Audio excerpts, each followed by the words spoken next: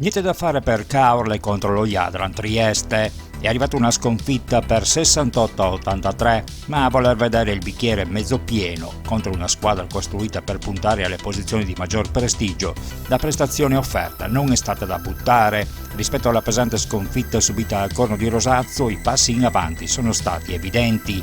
Caorle nel primo quarto era anche riuscito a sorprendere i triestini, grazie soprattutto alla mano calda dalla grande distanza di Lou, Moro e Masocco, che avevano trascinato i gialloblu sino a toccare il massimo vantaggio di 9 lunghezze sul 26-17 a 6 minuti e 43 secondi della prima sirena, incrementando ulteriormente in avvio di secondo periodo sino al più 12 sul 32-20. Ma sistemate talune situazioni difensive, lo Jadran è salito in cattedra, riducendo progressivamente il divario sino al 39-38, con il quale le due squadre entrano negli spogliatoi per l'intervallo lungo. L'inizio del terzo periodo segna il definitivo sorpasso dei triestini, con Caorle che non riesce a replicare. Lo Jadran tocca il più 22 sul 57-79 a 4-22 dall'ultima sirena.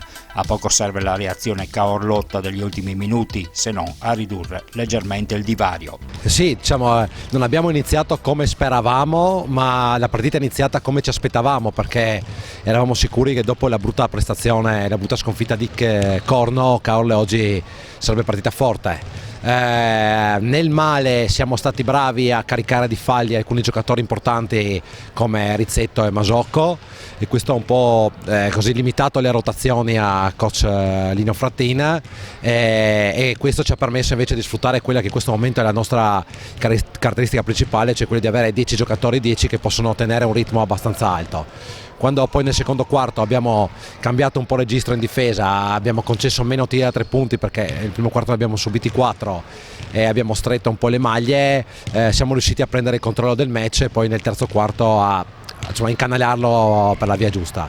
Nell'ultimo quarto è venuta fuori però il carattere dei padroni di casa, che sono una squadra che ha giocatori che hanno tanti punti nelle mani, infatti fino alla fine tutti i nostri errori sono stati puniti con costanza, quindi sono contento per questa vittoria perché non era facile per niente. Sarebbe utopistico pensare che noi dopo un mese e mezzo di lavoro con 8-9 giocatori sappiamo avere la continuità sui 40 minuti.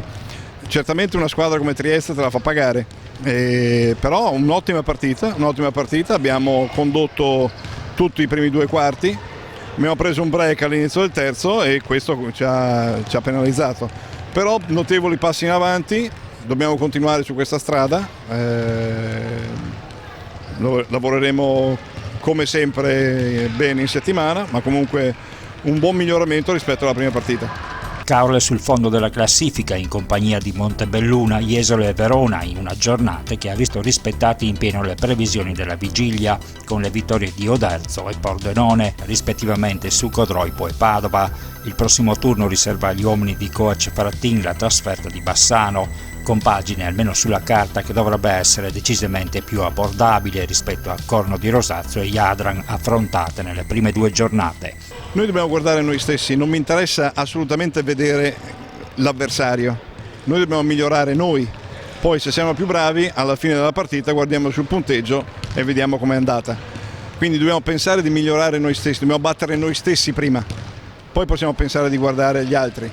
Certamente Trieste e Corno di Rosazzo sono 2 squadre molto ben attrezzate, sono le prime 5 sulla carta almeno per quanto mi riguarda, ci sono altre squadre che non lo sono. Comunque prima di tutto dobbiamo guardare noi e come miglioriamo noi, poi vediamo come reagiscono gli altri ai nostri miglioramenti.